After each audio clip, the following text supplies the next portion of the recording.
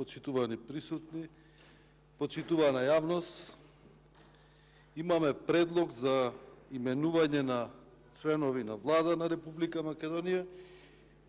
Бираме 4 министри кои што треба да бидат во состав на идната влада, но наместо да имаме избор и да имаме предлог за избор за министрите за правда, за здравство, за администрација, за животна средина и просторно планирање, ние, почитувани, имаме стара представа на театарот предводен од Ковачевски и Ахмети, кој и по реконструкцијата на оваа представа ќе продолжи по истото она сценарио, со нови глумци кои ќе ги предводат министерствата, а од кои нема да зависи ништо.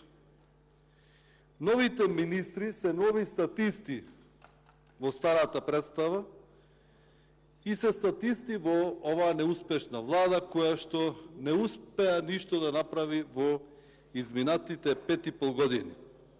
Овие нови министри се статисти и ќе останат како статисти следната 9 месеци или следната година во оваа влада, бидејќи ќе немаат можност ниту да се искажат во она што го знаат, ниту да сработат нешто плюс, а може би некој од нив толку можат и толку знаат.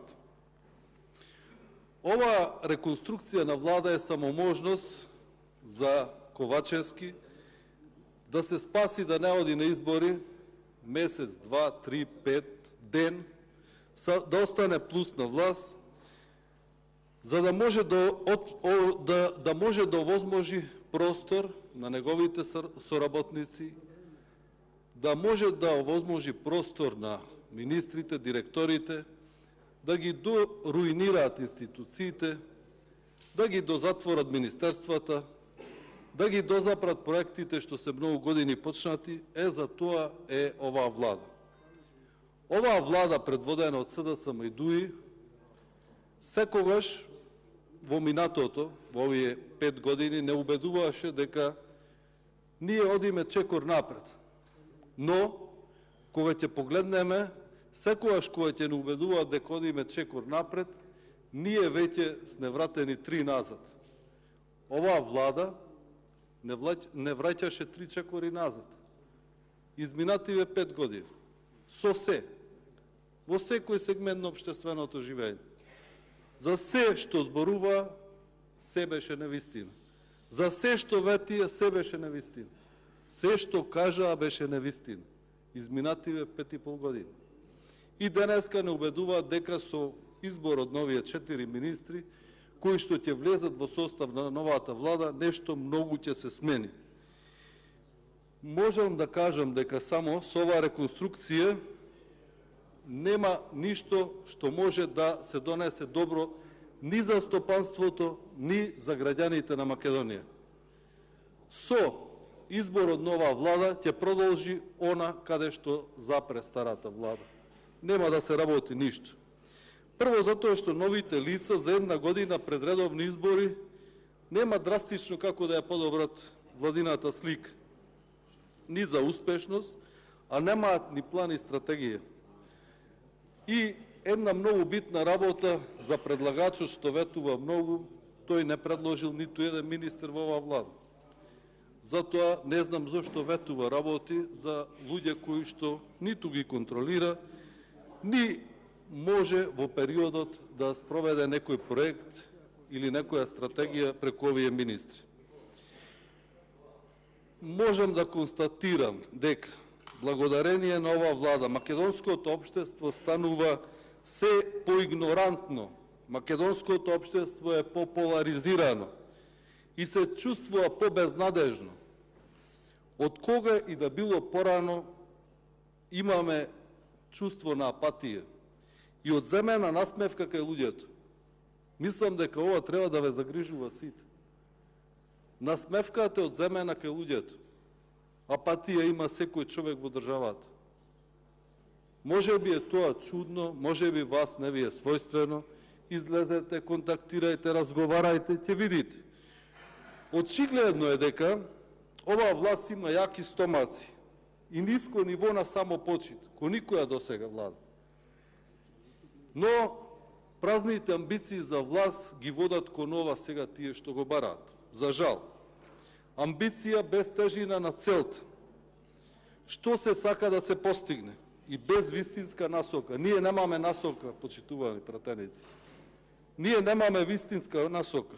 Без лидерски надпревар, сегашниот премиер не може да импресионира никого, па не може ниту своите членови да ги импресионира онамо од каде што доаѓа. Овај премиер го чувствуваат граѓаните како безгласен, безимен и прогонуван од духот на својот претходник, кој упорно и конзистентно го засенува.